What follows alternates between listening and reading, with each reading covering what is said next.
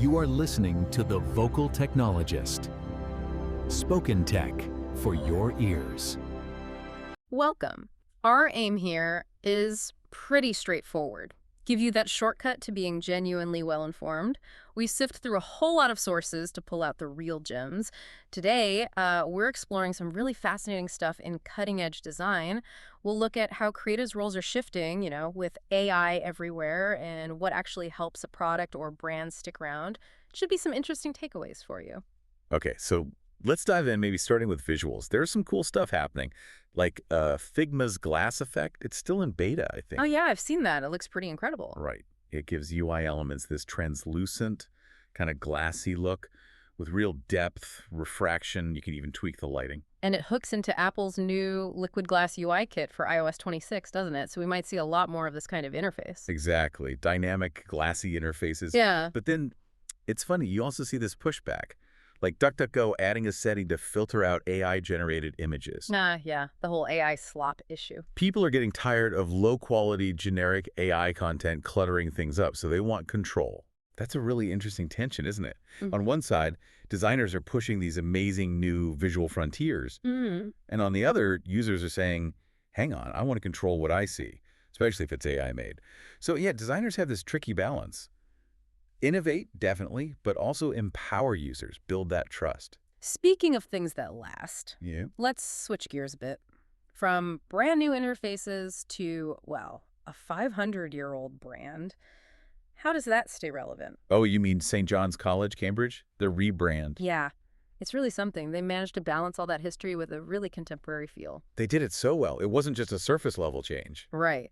They dug into the college archives, the architecture. Yeah. Pulled out elements to refine the crest, create a custom monogram, update the typography. And the result feels, I don't know, timeless, but also flexible. It speaks to today's audience without losing that historical weight. Totally. It feels authoritative, but still approachable. And that just shows, brand isn't just decoration. It's like strategic infrastructure. Yeah. By going back to their roots, they found the elements to carry them forward. It shows real long-term vision. Yeah, using history to actually inform the future. That's smart. So, okay, if brand is infrastructure, what about the people actually designing these things? Especially now with AI really changing the landscape. One thing that came up in our sources is this idea that designers need to understand how AI models are trained. Right. Not necessarily to become coders, but to design better products. Exactly. If you understand potential biases in the training data, say, against certain groups, then you can design the interface or the user flow to maybe counteract that bias, make the product more responsible. Yeah. And interestingly, AI seems to be forcing designers to get better at explaining their choices. Oh, that's a great point, sharpening those communication skills. Yeah, you can't just say it looks good. You need to articulate the why. So designers are moving from just like aesthetic creators to understanding the underlying materials, the AI itself. It's a shift. They need to grasp the tech's limits and possibilities. Which kind of begs the question for education, right? How do you teach both? The tech understanding and the communication skills. Exactly. It's a new challenge for creative fields. Okay, last piece here. Building trust and keeping people engaged. This digital world is crowded. Definitely. Our sources were pointing out how AI regulation, like the big EU AI Act, isn't just a legal headache anymore. It's becoming core to the product itself. Yeah. Product managers are being told, treat compliance, risk checks, bias audits, all that as a way to win user trust. It's a differentiator. That makes sense. Transparency builds confidence. And related to that trust is just keeping users around, right? Retention is huge. More important than just getting them in the door initially. Totally. And that's where things like gamification can really help. Like daily challenges, streaks, leaderboards, that sort of thing. Yeah. It can make even a kind of boring product feel more engaging, build habits, keep people interested without being annoying about it.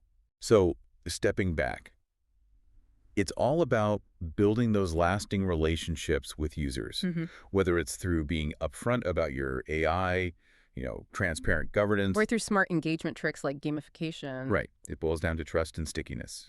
That seems key for success now. making products that are useful, sure, Okay. but also trustworthy and genuinely engaging. Wow. Okay. We covered a lot there. From those liquid glass interfaces Yeah. to thinking ethically about AI in design, and even how a centuries-old institution stays fresh. It's clear things are moving fast. For sure. Yeah. The designer's role. It's Yep. all evolving rapidly. So maybe the final thought to leave you with is this. As AI works its way into everything we design and build, how do we make sure we're not just building faster, but actually building better? Really focusing on intentional, ethical, and truly human-centered creation at the heart of it all. Something to think about. Spoken Tech for your ears.